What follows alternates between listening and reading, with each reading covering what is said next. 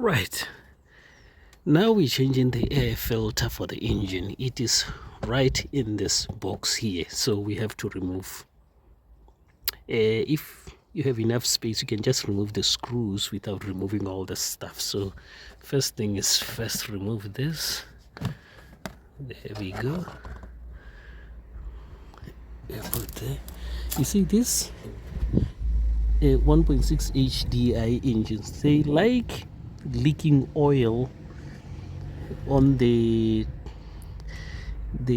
camshaft housing. For some reason they like leaking oil. This one is okay, it's bone dry. Let me just get a torch. See there? Right, I got a torch now. It's bone dry, and there's a little bit of dirty oil here because when we buy this car, this cap here wasn't closed. For some reason they didn't close it, so oil was coming from here over all this. So but ever since that time there's no oil anywhere. Okay, can you imagine that you go to test drive the car and you open the engine compartment and then you find out this thing is not closed? Just that you can just ask for a discount. Say, it's not closed, I'm cutting 1,000 off. Okay, so it's just dry. So I'm gonna just go back to dealing with the air filter. So 1, 2, 3. I think there will be a clip somewhere. The other Citroen has a clip, so maybe this one doesn't have. Okay, so let me just remove these 3, then we'll see from there. Right, a bit of a change. So you remove these 3. Okay, remove this pipe, this. So you just press the sides here and then pull it backwards, it comes off. Remove this cable and then you remove this pipe. This pipe goes from here to here, so that's how it is. The other one, it has a clip on the side. You remove that clip, there's no clip on this one. So there it is. So this thing comes out. Put it here. There's the air filter. There we go. It's not that bad, to be honest with you, but if you want to keep the car for some time, very long time, these things you have to just keep changing. That's the penalty of owning diesel and petrol cars. If you don't change these things, well, the engine is not gonna last. So that's the game, period. Okay, so it goes like this. Okay, so this is the new one here. Right here. There we go. Just take it like this. The old one goes in there, put in the bin. So there we are.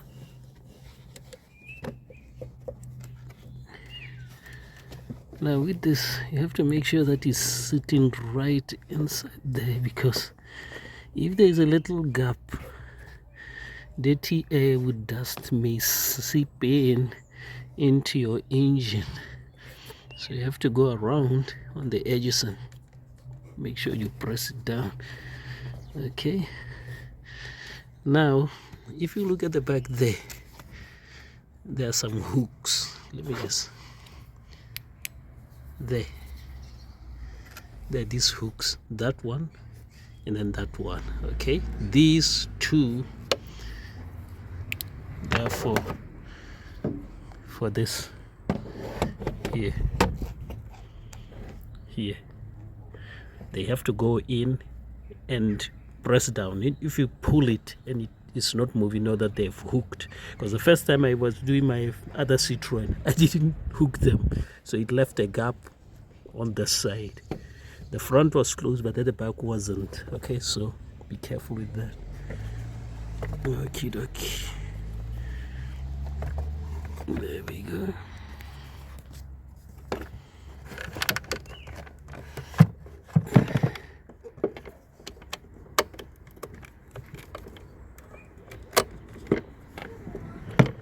So there you go. There are the hooks at the back there.